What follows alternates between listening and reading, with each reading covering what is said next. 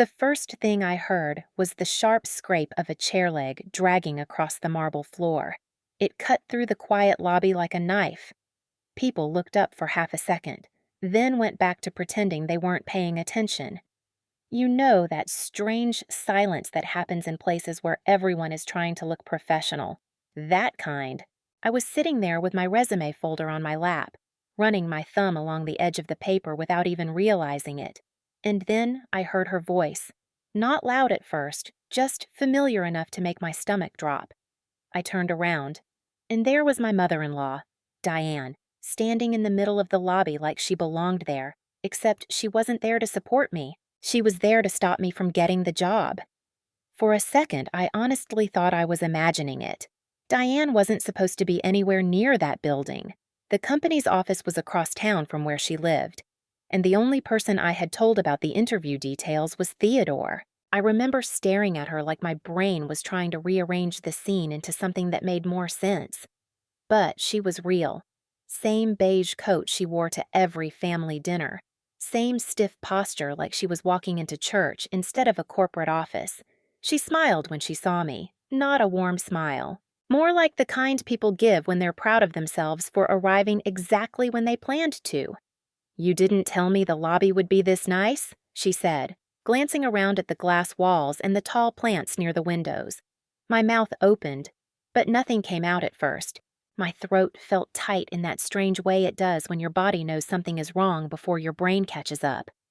"What are you doing here?" I finally asked. Instead of answering me, Diane turned toward the reception desk. The receptionist was a young woman with a headset resting around her neck. Diane walked right up to her with the kind of confidence people use when they think the rules don't apply to them. "Hi," Diane said brightly. "I'm here for Claire Bennett's interview." The receptionist typed something into her computer. "Are you a reference for Ms. Bennett?" she asked politely. Diane shook her head. "Oh no, I'm her mother-in-law. I just wanted to sit in and show support." You could actually see the confusion on the receptionist's face. "I'm sorry," she said slowly. "Interviews are private. That should have been the end of it." Instead, Diane leaned one hand on the counter like she was settling in for a longer conversation. "Well, I think it's important the company understands the situation," she said. "Claire just had a baby last year." My stomach dropped. A man sitting 2 chairs away from me lowered the magazine he'd been reading. I stood up quickly and walked over. "Diane," I said quietly, trying to keep my voice steady, "you need to leave." She turned toward me with a look that made my skin crawl. Calm, certain, like she was the only adult in the room. "No," she said. Then she raised her voice just enough for the entire waiting area to hear. "I'm trying to help you." A few heads turned. Diane gestured toward me like she was presenting evidence in a courtroom. "Claire thinks she's ready to go back to work," she announced. "But she has a 1-year-old at home. A baby needs his mother." I could feel heat crawling up my neck. "Diane," I said again, lower this time. But she kept going. "You don't want to hire someone who's going to regret abandoning her child in a few months," she told the receptionist. "I'm just trying to save everyone the trouble." The receptionist froze for a moment, then reached for the phone on her desk. "I'm going to call HR," she said carefully. By then, people weren't pretending not to watch anymore. Someone near the window shifted their chair so they could see better. I stood there, wishing the floor would open up. Within a few minutes, a man from HR and a security guard came out from the hallway. They spoke to Diane quietly at first, but she refused to move. "I have a right to protect my grandson," she insisted. Eventually, the security guard stepped closer and asked her to leave the building. Diane walked toward the door with her chin lifted like she was the one being wronged. Right before she pushed through the glass doors, she turned back and looked at me. "You'll thank me later," she said. Then she was gone. And suddenly I realized I still had to walk into that interview room. The interview itself felt like it happened in a fog.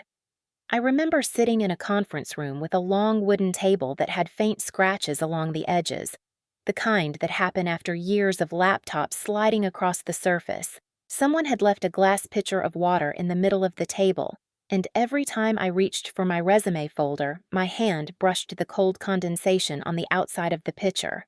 The hiring manager was polite, professional.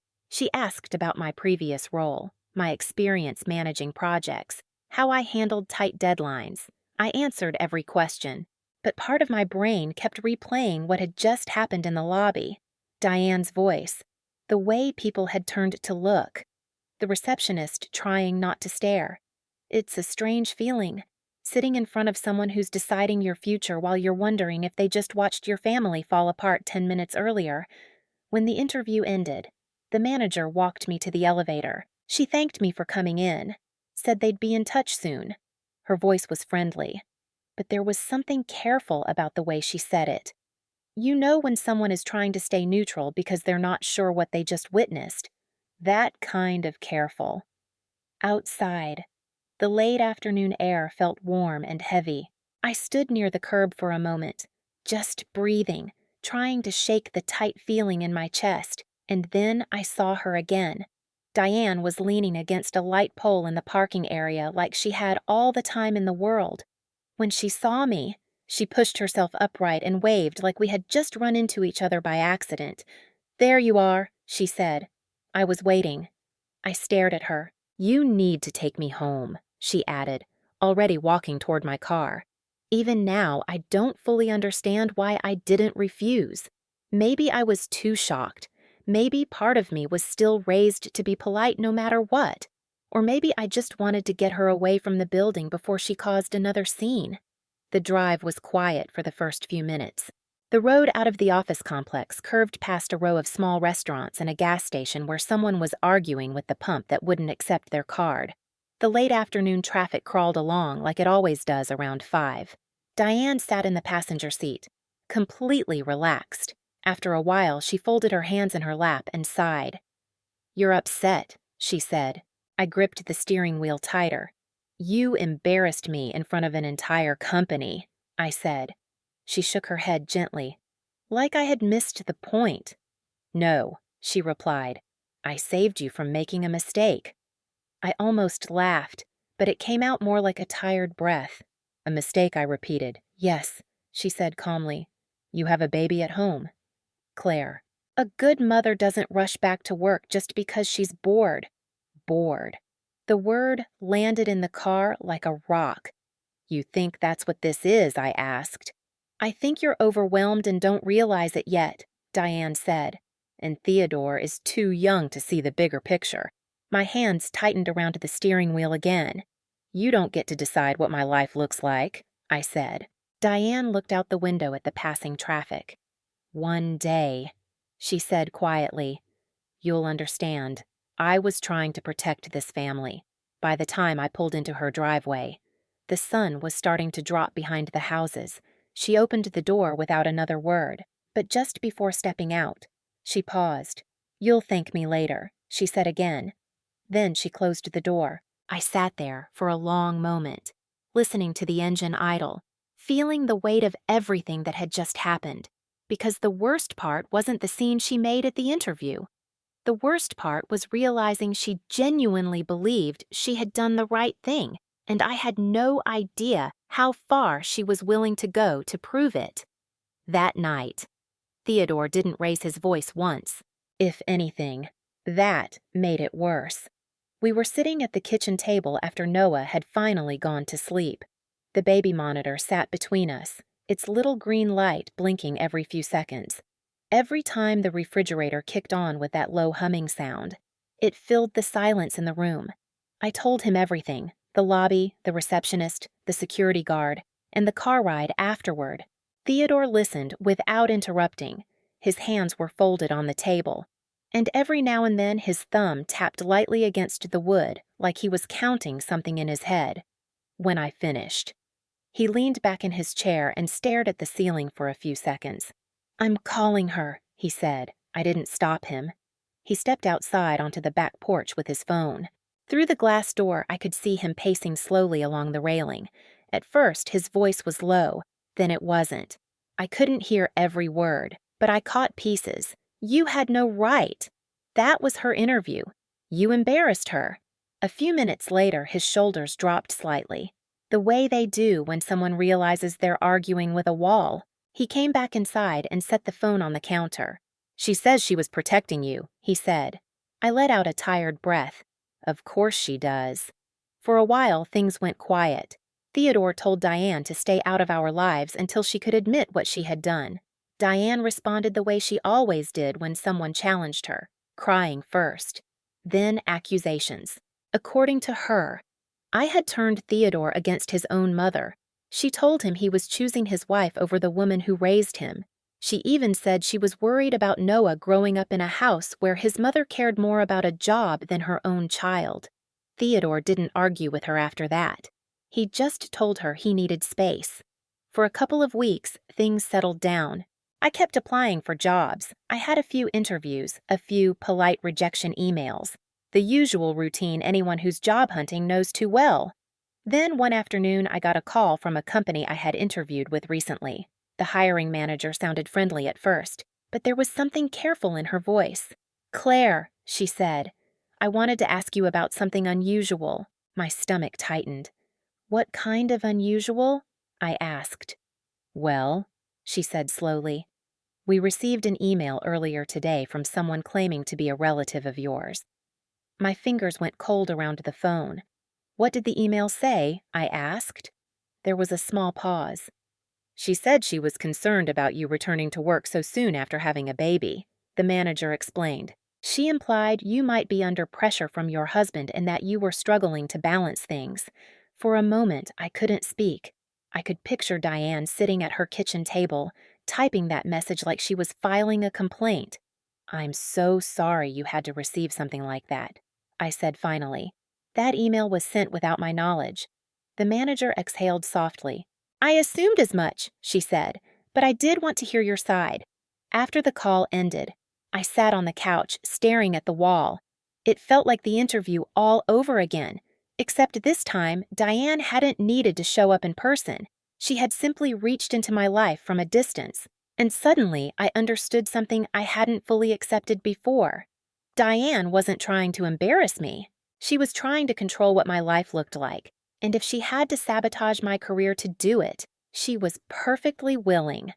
For a little while after that email incident, things went quiet again. Not peaceful, just quiet in the way a house feels when you know a storm is somewhere nearby, even if the sky outside still looks clear. I focused on work. The new job moved quickly once the paperwork started. HR sent onboarding documents. My email account was set up. And suddenly my mornings were filled with training calls and spreadsheets again. In some strange way, the routine helped. It reminded me that my life wasn't just the drama Diane kept trying to drag us into. Most days I dropped Noah off at daycare with Theodore before heading into the office. The daycare smelled faintly like baby lotion and crayons, and the same children's song always played softly from a little speaker near the front desk. It became a kind of normal I held on to. Then one Saturday afternoon, my phone buzzed while I was folding laundry. It was my dad. That wasn't unusual. What was unusual was the pause after I said hello. "You want to tell me what's going on with your mother-in-law?" he finally asked. My hands stopped moving. "What do you mean?" There was a faint crackling sound on the line, like he had switched the phone from one ear to the other. "She called me yesterday," he said. I sat down slowly on the edge of the bed. "What did she say?" My dad let out a breath that sounded more tired than angry. "She said you were manipulating Theodore," he replied. "Said you were pushing him away from his family, and that you were neglecting Noah because you care more about your job." For a moment, I just stared at the pile of unfolded laundry beside me. You know that strange feeling when someone describes a version of you that doesn't exist? That's what it felt like. "What did you tell her?" I asked quietly. My dad gave a short laugh. "I told her you're a grown woman with a husband and a kid," he said, "and that it's not her place to interfere." Apparently, Diane didn't like that response, according to my dad. She started raising her voice almost immediately, accusing him of defending bad parenting, saying she understood now where I had learned my attitude. That was when my mom grabbed the phone. My mom is usually the calm one in the family, the person who tells everyone to take a breath before saying something they'll regret. But not that day. She told Diane exactly what she thought. My dad said, and then she hung up. I pressed my fingers against my forehead. trying to process the fact that Diane had now involved my parents in this mess. "I'm sorry she dragged you into it," I said. My dad's voice softened. "Hey," he replied, "you didn't drag us into anything." She did, after we hung up. I sat there for a long time, thinking about how far Diane had already pushed things. First the interview, then the email to my job. Now my parents. It felt like she was slowly knocking on every door in my life, trying to find someone who would agree with her. That evening, Theodore came home and found me sitting at the kitchen table, staring at my phone. When I told him about the call, his expression changed in a way I hadn't seen before, not just anger, something colder. He walked to the counter, picked up his phone, and scrolled through his contacts. "I'm done," he said quietly. The call came on a Tuesday afternoon while I was halfway through a training meeting at work. My phone was face down on the desk beside my laptop, and at first I ignored the vibration. Daycare sometimes sent messages through their app about pickup reminders or snack updates. It usually wasn't urgent, but the phone kept buzzing. Once, then again. The third time it lit up. I glanced down and saw the Daycare's number on the screen. Something in my stomach tightened immediately. I muted my microphone and stepped out of the meeting room into the hallway. The carpet there had that soft, slightly worn texture office hallways always seem to have. And my heels made almost no sound as I walked. "Hello," I said. The voice on the other end belonged to one of the Daycare staff. "Melissa." "Hi, Claire," she said carefully. "We just wanted to confirm something with you." My heart was already beating faster. "Confirm what?" There was a small pause. "There's a woman here who says she's Noah's grandmother," Melissa explained. "She's asking to pick him up." For a second I thought I had misheard. "My mother-in-law," I asked. "Yes," Melissa said. "She said you and Theodore approved it." The hallway suddenly felt warmer. "No," I said immediately. "We didn't." Melissa exhaled softly, like she had expected that answer. "That's what we thought," she said. "We didn't release him, but she's being very insistent." Through the phone, I could hear voices in the background, a chair scraping across the floor, someone trying to calm a child who had started crying. "I'm coming right now," I said. I grabbed my bag and left the office without even finishing the meeting. The drive to the daycare felt longer than it ever had before. Every red light felt personal. Every slow driver in front of me made my chest tighten more. By the time I pulled into the parking lot, I could already see the scene through the glass front doors. Diane was standing at the front desk. Even from outside, I could see her pointing toward the hallway that led to the classrooms. 2 daycare workers stood between her and the hallway. When I pushed the door open, the familiar smell of disinfectant and crayons hit me immediately, and Diane turned. "Oh, good," she said, like this was all perfectly normal. "You're finally here." "What are you doing?" I asked. Her expression shifted instantly, like she was annoyed I had even asked. "I came to pick up my grandson," she said. "You don't pick him up," I replied. "You know that." The daycare director stepped forward from behind the desk. "We always verify pickup authorization," she said calmly, and Claire didn't approve this. Diane scoffed. "I shouldn't need permission to take my own grandson," she said loudly. One of the toddlers down the hallway started crying harder. The director's voice stayed steady. "Ma'am, we can't release a child without parental authorization." Diane crossed her arms. "This is ridiculous," she said. "His mother is overwhelmed and working too much. I'm helping." My hands were shaking now, though I tried to keep my voice level. "You need to leave," I told her. For a moment, Diane just stared at me. Then she raised her voice. "You're proving my point," she said. "You're too busy with your career to take care of your own child." That was when the director picked up the phone on the desk. "I'm calling security," she said. Within a couple of minutes, a security guard from the building complex arrived. He spoke quietly with Diane at first, but when she refused to move, he stepped closer and gestured toward the door. "You need to leave the premises," he told her. Diane walked toward the exit stiffly, like every step was an insult, before she stepped outside. She turned back toward me again. "This isn't over," she said. The door closed behind her. The daycare director looked at me with the kind of calm professionalism people use when they know a situation has crossed a line. We documented everything, she said. And we have cameras in the lobby if you need the footage? I nodded slowly. The shaking in my hands had started to settle, replaced by something else. Clarity.